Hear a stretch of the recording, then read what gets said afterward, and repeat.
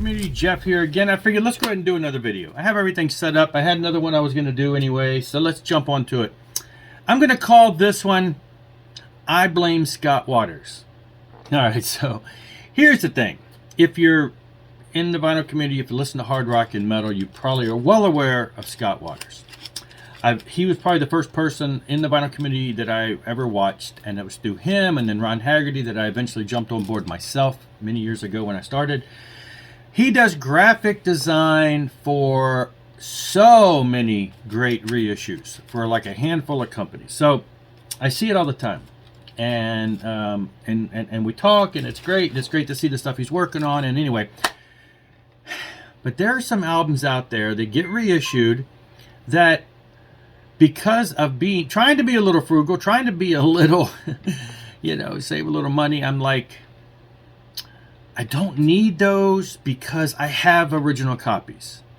Original copies. Stick with the original copies. I don't need reissued remasters. They're limited prints. Let somebody else get them because I've got an original and I don't need them. And I've tried to take that mentality with a bunch of them. Some of them, like the Resurrection Band releases, I had to pass on those. Not that I don't want them. They look absolutely beautiful, and I'd love to have them. The Petra reissues on vinyl, I bought them on CD, but the Petra reissues on vinyl, every time I see a picture of them, my mouth waters. They look so great. I love those albums, but I've got originals, and I've got to stop. I've got to tighten the wallet a little. So, the same thing happened with the Daniel Band reissues. They came out with 2 of the Daniel Band albums, Canadian band, hard rock band. Absolutely one of my, back in the day, probably one of my top 5 bands that had records out back in the day. Love them, love them. My wife loves them, one of her favorite bands. But I'm like, okay, gotta stop. Don't, you've already got originals. So I stayed away from them.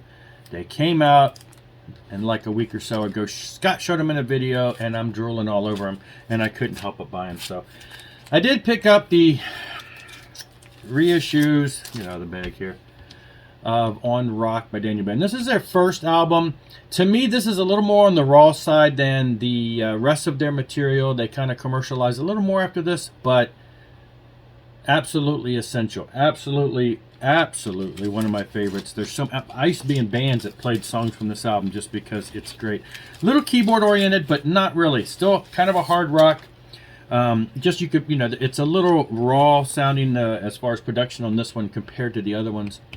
Absolutely love it. It's been reissued on CD a couple times with bonus tracks and stuff, and so he's showing all the benefits of it and the bonuses and the better pictures and all that. And I'm like, I immediately went online and pulled the trigger. The beautiful artwork in there, and then the record is on. They're like on, I want to say random colors, but actually they're just a mixture of colors, and whatever you get as far as that goes. Like I say, see, I have an original, and it's just on typical, black vinyl stuff. So no insert or anything, so that's a big improvement. And then the other one was Run from the Darkness. Probably one of my favorites of the catalog. Rise Up is really in there too. And again, same treatment. It's got the insert and everything. It's a random looking color. Cool looking marble color. Insert. So yeah, I had to improve, step up. This is the original. A lot of graphic changes, a lot of cool stuff, just bonuses about it all together. Now they chose the first and third album, so I'm hoping one day they'll go back and do the second album straight ahead. And then of course we got the fourth and fifth album. This is probably one of my absolute favorites, Rise Up. It's one of the harder edged ones that they did. And then they kind of went back to more commercial sounding and running out of time. Loved them all, would love to see them all reissued, though I was going to pass on them. Now that I got 2, I'm probably going to have to get the other 3 if they ever bring them out. So anyway, thank you, Scott, for convincing me or making me give in to my temptations and jump on those. So great stuff. If you don't know Daniel Band, Canadian band, I saw him in concert in 1987 at Cornerstone Festival, and it was a great show. And yeah, love this band, loved them since the 80s, and I will see you later. Rock on and rock hard.